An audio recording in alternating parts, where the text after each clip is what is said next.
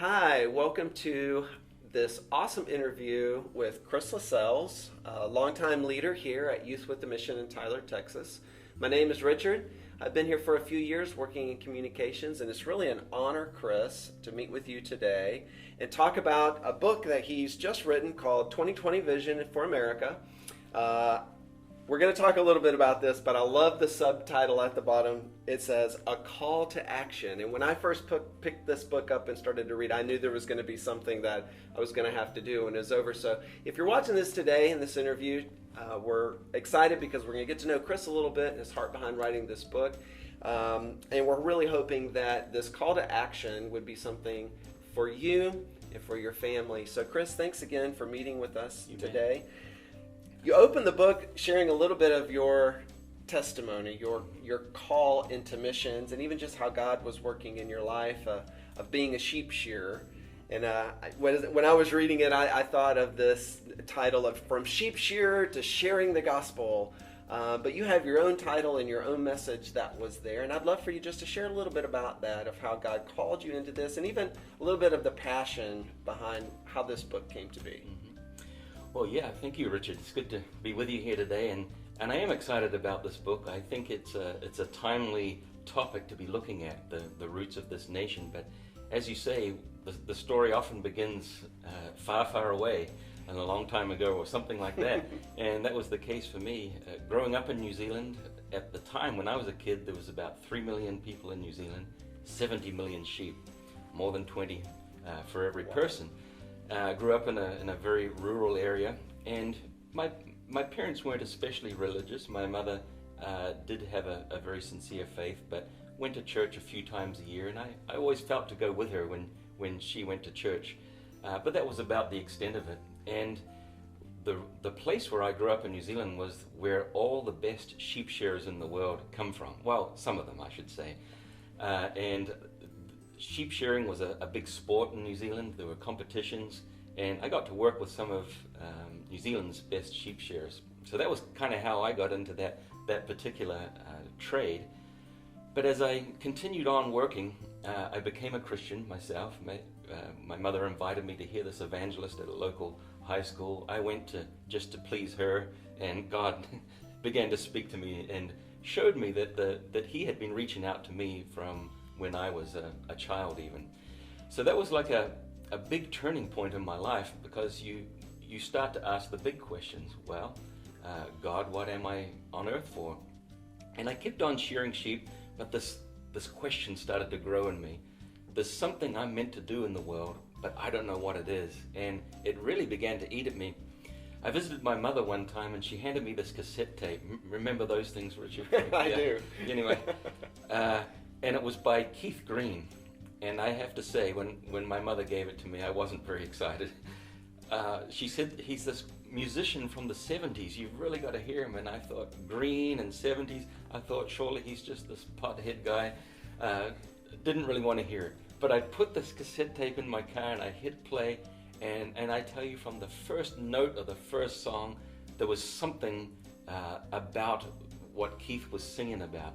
It was like a clarion call to give your whole life to serving God. Don't just dabble, but go into the nations. Do the things Jesus has called us to do. And I thought, wow, that's a clue to this question that I've got. What am I supposed to do? Make a long story short, I found out that Keith Green had died in a plane crash, actually just up the road from where we are right now, in 1982, and his wife wrote a book about his life called No Compromise. And it was like the music. It was this call to give your whole heart to God. And so in the back of the book, they had this little paragraph talking about an intensive Christian training school in Lindale, Texas, the other side of the world for me. But I experienced what many people describe as the call of God, where I knew with great clarity that I was being called to take a step of action. And so that's how I ended up on this side of the world. That's how I ended up here, with an interest in this nation that God has called me to as a missionary. That's awesome. And in your book, you mentioned this idea of pulling back the bow. and your story leading up to you coming here to America is this sense of understanding where we're at in order to be able to release yourself and or whatever God is wanting to do into the future with all the strength and that we can muster, as well as what God wants to do. And so in this pulling back the bow, this foundation that you set in the book, you discovered that when you came to America, there was this calling in your life. Maybe you could expound on that just a little bit, and helping us understand, even for ourselves, how you discovered your purpose here in being a missionary to the United States, as well as maybe for us, this foundation we need in understanding what is God doing in America and how can I be a part of it? Sure. Well, the analogy of pulling back the bow is really about wanting to shoot arrows of influence into certainly our current culture, but shooting arrows of influence into the future that will shape what other generations will know and experience in our nation and in our world. And the pulling back part is, it takes some effort. You pull back a short ways, your arrow goes a short distance into the beyond you. But it takes some work to learn some of the lessons of history that have actually shaped this nation. And so for me, that pulling back the bow process began when I realized I am a missionary to this nation. And I had this subconscious idea, America doesn't need missionaries. It's just this missionary sending nation, church on every corner. And God had to really speak to me pretty clearly and say, no, I've called you here, and I want you to pursue me and study and pray and get a message for this nation. And so my bow was pulled back maybe about an inch in terms of my knowledge of the history behind this nation. And as I began to study, I realized this story doesn't end at the founding fathers, the birth of this nation. It goes back and back and back. And I studied the history that stretched, of course you could go back as far as you want, but incredibly rich history in Europe, where really America was forged in the events that were taking place in Europe, and lessons were learned in those time periods. Keys that we need today that were sometimes took a century to learn. And that idea of pulling back the bow is we can benefit from all those centuries of hard-fought lessons and insight to use today, and thus shoot our arrows of influence much further. I love that. In your book, you walk through systematically, very simply, very clear to follow, the influencers of the time and what took place in their lives to really shape where we even are today. And I really appreciated that about the book. Part of that foundation was the Pilgrims when they first got here, these new settlers in a new land, and specifically the Mayflower and the Mayflower Compact. Share a little bit about what you discovered in your research in the pulling back the bow, laying the foundation for where we're headed in the future. Share a little bit with us about that. And this really is sort of the pivotal point of this whole book, because I discovered it's really a pivotal moment in history. So as I was researching what are these Christian roots, Christian foundations that we hear about for America, I looked at the founding founders generation and incredible riches there. But I was struck by the fact that the story kept going back, and I ended up in 1620, the landing of the Pilgrims at Cape Cod in Massachusetts there, having come from England from a time of severe persecution. They'd spent some time in Holland, and then they made their way to the New World. And before they got off the ship, the Mayflower, they made this covenant that contained what I saw as the dynamite of what would become the United States of America. This covenant that they made had three main ideas to it that I've drawn out of it. They said, having undertaken for the glory of God, that was point number one. Their whole voyage was very clearly with the desire to glorify God through their lives and what they're doing. Second, for the advancement of the Christian faith. And for someone who's been in a missionary organization, whenever you hear that, you realize that's missions. That's the Great Commission. That's the job that Jesus has given us to do here on earth. And I thought, wow, those are two pretty powerful reasons to be crossing the Atlantic Ocean. But the Mayflower Compact is a governmental covenant between those that were on the ship, and as we know, they were blown off course from their original destination, and they were forced to spend their first winter in the wilderness of Massachusetts.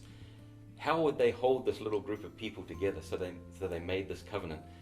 You read the text, having undertaken for the glory of God and the advancement of the Christian faith, it goes on to say, we covenant and combine ourselves together in the presence of God and one another for our preservation, so that's good, that's the role of government, and the furtherance of the ends aforesaid. And that's where I'm like, wow, there's something very powerful going on here. They had come originally from England, where their governmental environment was so hostile to even meeting together as a church fellowship that they could hardly accomplish anything.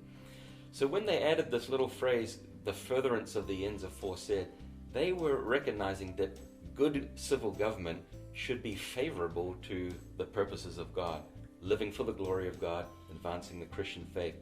So when I saw that, Richard, I'm like, this is a little piece of dynamite right here. You know, prior to that, the model of governments had been monarchs, tyrants. It was power in the hands of one or maybe a small group of people. But the Pilgrims modeled this idea of self-government. There's not a king ruling over them. We will rule ourselves. We will choose from among ourselves people to be appointed as officers and in various roles of government. And we will decide the laws that we'll live by. And, you're much more inclined to comply and be in agreement with the laws that you've had a hand in making. So this was the turning point.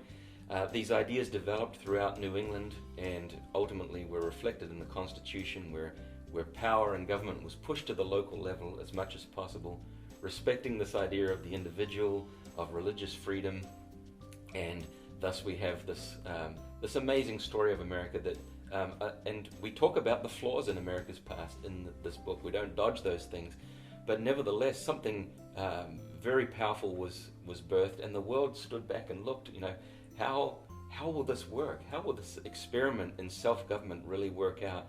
And the fruit has been there for the world to see. In the book, you very clearly state your purpose. Mm-hmm. And in light of what you discovered there, maybe share with us just a small tidbit before we head into some practical steps that this book offers us. The crux, the theme, the passion, the motivation of why this book is in existence. Well, yes, and yes, I have spent much of my life in a missionary organization, so I wouldn't say that I'm biased, but I'm certainly focused on this idea that Jesus' last instructions were go into all the world, preach the gospel to every creature, make disciples of the nations, teaching them to obey everything that I have commanded you. So we've been given this task. And so, yes, this is a book about the blessings that we've known in America and preserving them. It's a book about liberty and the importance of that in and of itself. And at the same time, there's this theme really in the book that the liberty that we've been entrusted with, the blessing that we've been entrusted with, what is it really for? Is it just for us to be happy and self-satisfied and, pile up as much money and wealth and toys or whatever as we can? Or does God have a purpose that we can see through history being played out? And that's the key, Richard, that I think you're referring to there, is that seeing that there is a purpose for this nation. Of course, you join that purpose voluntarily, but we are a nation that was founded by many, many people with some sincere Christian faith.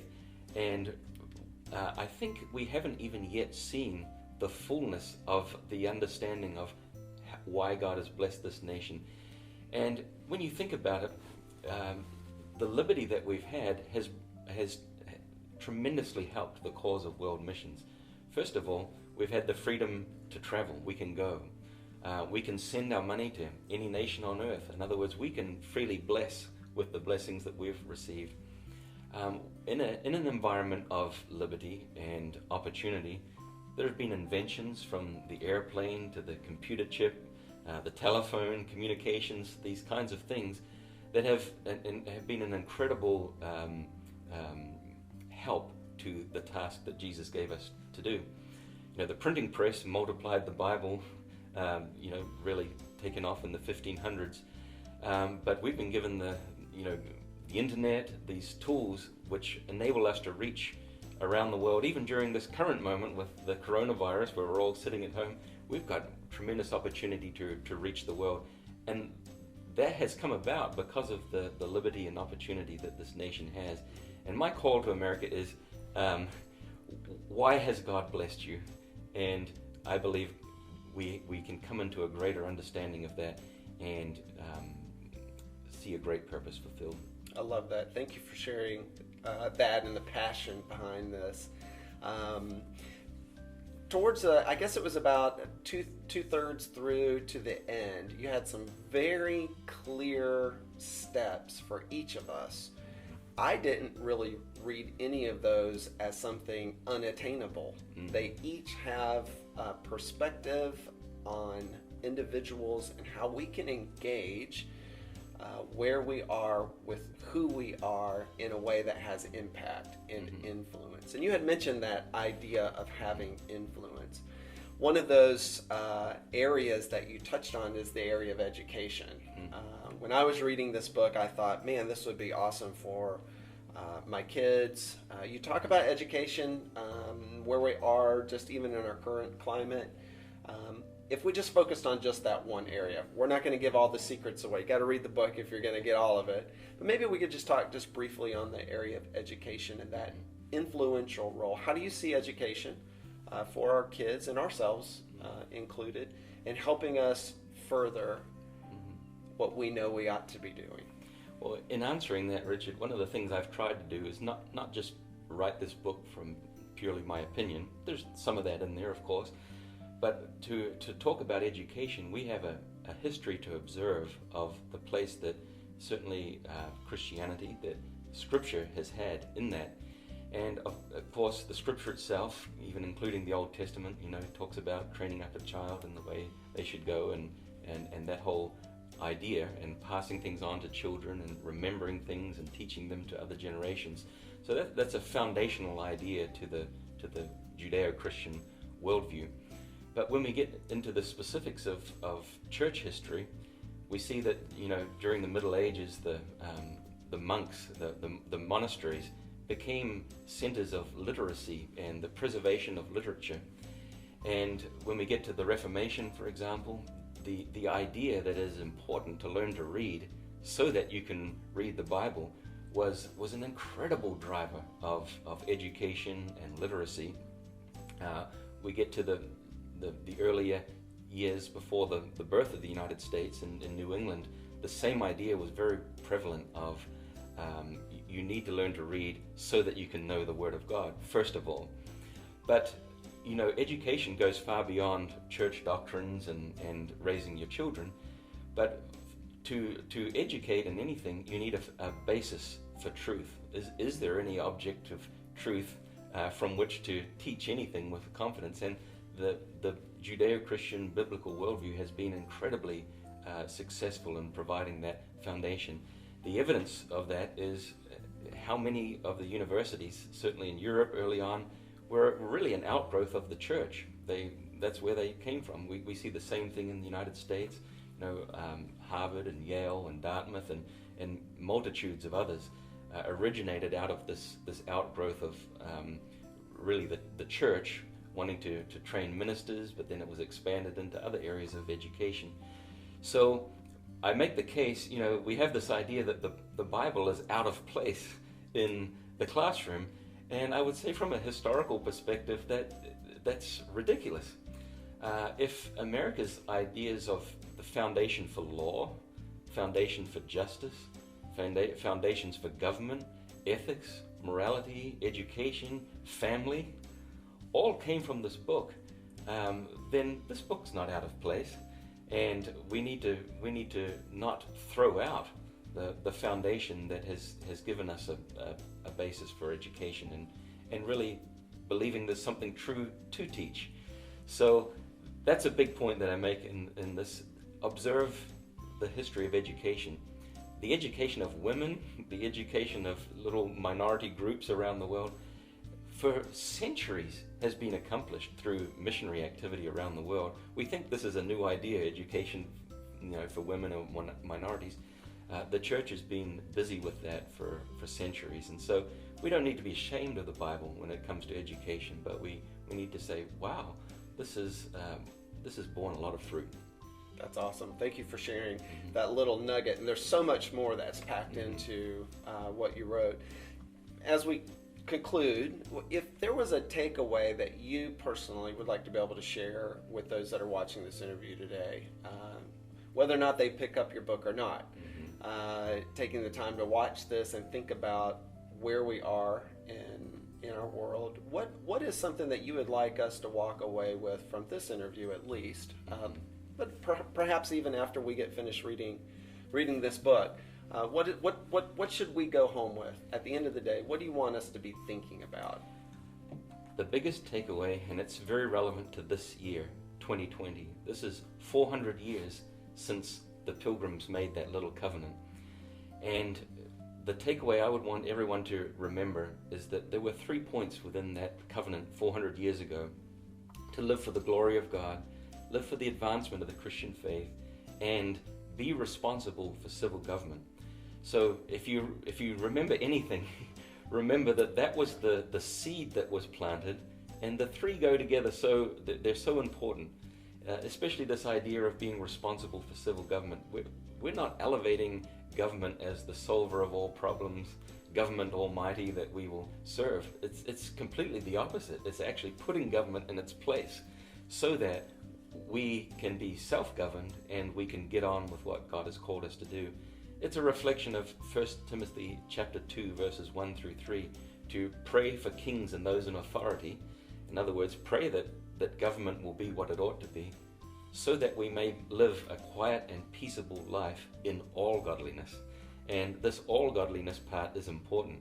In other words, including that we're free to gather together and have church services. We're free to express our religious views, free to travel, free to establish Christian schools, universities, missionary training centers, etc.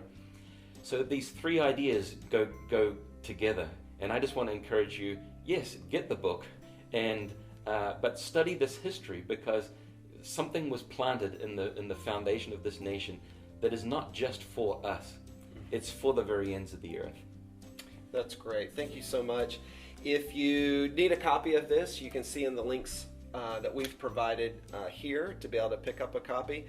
I think it's noteworthy to just mention in your story from the very beginning of how you even wrote chapter 1, the book that you were reading from Melody Green, at the back there was a list of training opportunities, and I noticed here in your book as well, right towards the end, here we have a list from teenagers and beyond of those that could get involved, learning more about what you've shared today and how they can become influencers for the gospel in our world. Thank you for doing that. We look forward to seeing the fruit from this work that you've produced. Thank you for watching this interview. We hope that you were encouraged by this. If you have any questions or comments that you would like to ask Chris personally, or us here at Youth with the Mission in Tyler, Texas, you can do that. And we look forward to the next opportunity we have to share some great things that have come from this book and other opportunities here at Youth with the Mission.